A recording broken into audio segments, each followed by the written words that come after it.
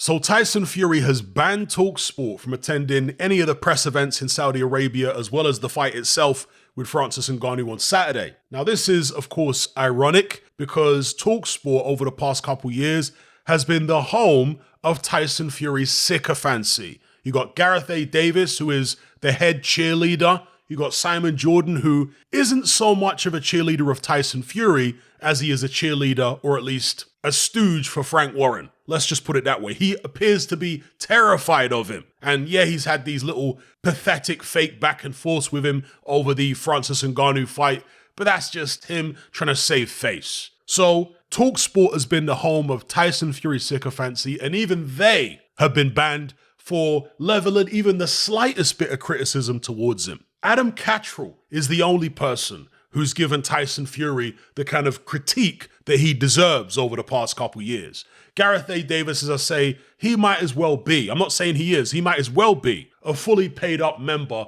of Team Fury, but the ego of Tyson Fury and his dad John is so colossal that even the slightest bit of criticism will be met with this type of response. Tyson and his dad John demand nothing but absolute, complete sycophants around them. You can't be slightly objective. You can't be somebody that really likes the Furies, but you'll criticize them to a certain extent. No, 100% sycophancy is all they will tolerate. You have to be a cheerleader with the pom-poms and the dances and yay, go Tyson. The only type of journalist the Furies will ever tolerate are people who have absolutely no self-respect, absolutely no dignity. People who are willing to get down on their hands and knees and kiss the ground that Tyson and his dad John walk on. If that's you, then yeah, you can get access to Tyson Fury as a so-called journalist.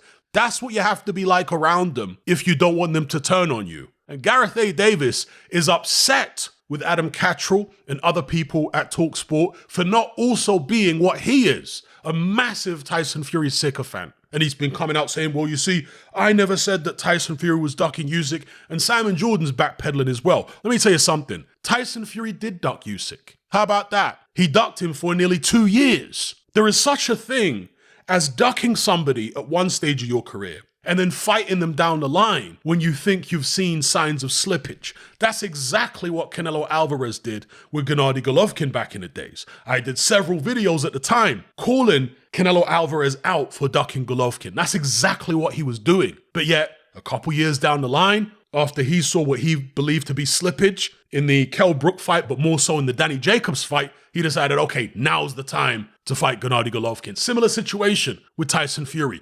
Ducked the Usyk fight for nearly 2 years. You know, think about it. Tyson Fury was willing to give Anthony Joshua, coming off 2 losses, 40% for a fight at Wembley. That fight wouldn't have generated Tyson Fury anywhere near as much money as the Alexander Usyk fight, but he was still willing to give AJ that bigger percentage, coming off 2 losses during the same time period that he wouldn't fight Alexander Usyk. Why was he so willing to fight AJ for relatively little money? Because he saw AJ as easy work. He was waiting to see vulnerability in Usyk before he decided to step in the ring with him. Yes, the Saudis coming up with the money has got something to do with him taking the fight now, but in addition to that, it's surely not a coincidence that after Usyk showed vulnerability in the Daniel Dubois fight, that Tyson Fury was quick to jump to try and make the fight straight afterwards. You really think that's a coincidence? Come on. So yeah, Tyson Fury's fighting him now. Thank God. This is the fight I've been campaigning for such a long time. This is the fight I've wanted for such a long time.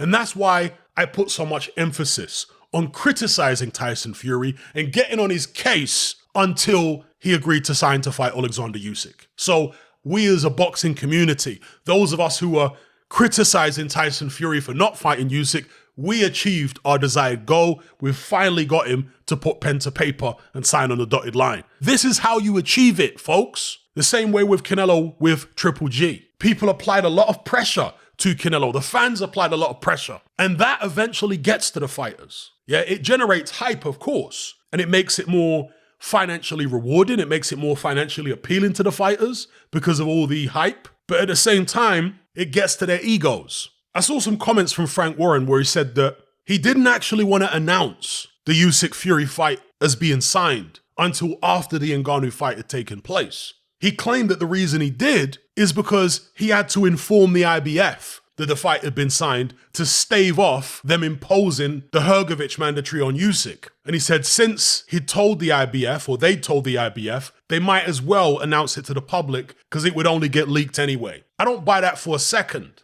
As far as I'm concerned, the real reason that they announced the fight when they don't even have a date yet, before the Ngannou fight rather than afterwards, is because the Ngannou fight received massive public backlash, an overwhelmingly negative response. But ever since they announced the Usyk fight is signed, the whole complexion of the situation has changed. The mood of the public has changed. People are far more receptive to Tyson Fury now. Anyway, moral of the story is, when it comes to the Furies, you have to make a decision. Either you're going to be a complete, dedicated Fury cheerleader sycophant and never say even the slightest critical thing about them, or you actually be a proper journalist and you tell it like it is. That's the choice you have to make. Simon Jordan got caught out there in no man's land. Adam Cattrall was doing what he was supposed to do as a proper journalist. Gareth A. Davis, again, he feels aggrieved that his colleagues haven't become the total 100% sycophant that he is.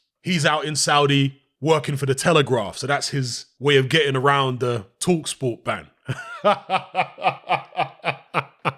He'll be snuggling up to Tyson Fury as much as he can. Oh, please, Mr. Tyson, I never thought you were ducking Usyk.